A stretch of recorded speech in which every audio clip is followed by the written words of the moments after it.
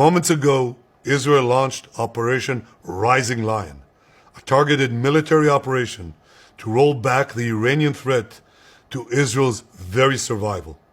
This operation will continue for as many days as it takes to remove this threat. For decades, the tyrants of Tehran have brazenly, openly called for Israel's destruction. They've backed up their genocidal rhetoric with a program to develop nuclear weapons.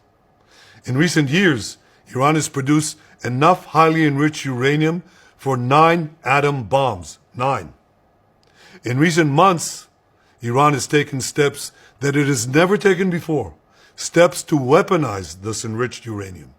And if not stopped, Iran could produce a nuclear weapon in a very short time. It could be a year, it could be within a few months, less than a year. This is a clear and present danger to Israel's very survival. 80 years ago, the Jewish people were the victims of a Holocaust perpetrated by the Nazi regime. Today, the Jewish state refuses to be a victim of a nuclear Holocaust perpetrated by the Iranian regime. Now, as Prime Minister, I've made it clear time and again, Israel will never allow those who call for our annihilation to develop the means to achieve that goal. Tonight, Israel backs those words with action. We struck at the heart of Iran's nuclear enrichment program. We struck at the heart of Iran's nuclear weaponization program. We targeted Iran's main enrichment facility in Natanz. We targeted Iran's leading nuclear scientists working on the Iranian bomb. We also struck at the heart of Iran's ballistic missile program. Last year, Iran fired 300 ballistic missiles at Israel. Each of these missiles carries a ton of explosives and threatens the lives of hundreds of people. Soon, those missiles could carry a nuclear payload, threatening the lives not of hundreds, but of millions. Iran is gearing up to produce 10,000 of those ballistic missiles within 3 years. Now just imagine 10,000 tons of TNT landing on a country the size of New Jersey. This is an intolerable threat. It too must be stopped. Iran is now working on what it calls the new plan to destroy Israel. You see, the old plan failed. Iran and its proxies tried to encircle Israel with a ring of fire and to attack us with the horrible attack of October 7th. But the people of Israel, the soldiers of Israel, rose like lions to defend our country. We crushed Hamas, we devastated Hezbollah, we hit Iranian proxies in Syria and Yemen. And when Iran directly attacked us twice last year, we struck back inside Iran itself. Yet in defending ourselves, we also defend others. We defend our Arab neighbors. They too have suffered from Iran's campaign of chaos and carnage. Our actions against Iran's proxy Hezbollah led to the establishment of a new government in Lebanon and the collapse of Assad's murderous regime in Syria. The peoples of those two countries now have a chance for a different future, a better future. So too do the brave people of Iran, and I have a message for them. Our fight is not with you. Our fight is with the brutal dictatorship that has oppressed you for 46 years. I believe that the day of your liberation is near. And when that happens, the great friendship between our two ancient peoples will flourish once again. I want to assure the civilized world, we will not let the world's most dangerous regime get the world's most dangerous weapons. And Iran plans to give those weapons, nuclear weapons, to its terrorist proxies. That would make the nightmare of nuclear terrorism all too real.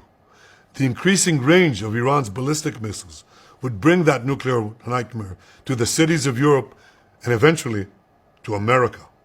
Remember, Iran calls Israel the small Satan. It calls America the great Satan.